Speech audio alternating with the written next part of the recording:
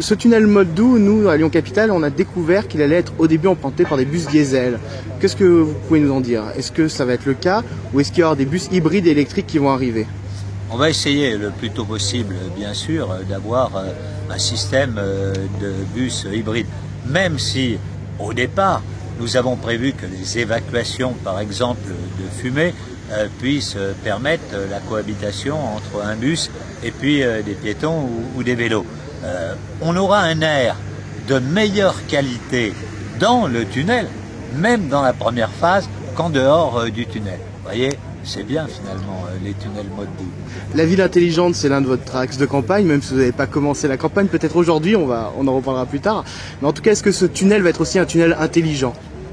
Je pense qu'il y a tous les dispositifs pour qu'ils soient intelligents, en particulier ce dont je vous parlais, c'est-à-dire les scénarios de lumière. Sont des scénarios qui vont être vécus par les Lyonnais comme justement une manifestation de ce que l'on peut faire avec les nouvelles technologies. C'est des technologies très pointues que l'on a mis dans ce tunnel. Alors vous êtes très fier du camion qu'on voit derrière vous, qui est un camion électrique Brandt, sécurité tunnel. À quoi va-t-il servir? C'est, comme son nom l'indique, pour la sécurité dans le tunnel. Et donc, on voulait avoir un véhicule qui soit un véhicule électrique. En plus, c'est un véhicule construit à Lyon. Fagor-Brandt, c'était une entreprise qui avait des grandes difficultés, qui a été rachetée pour créer SITL.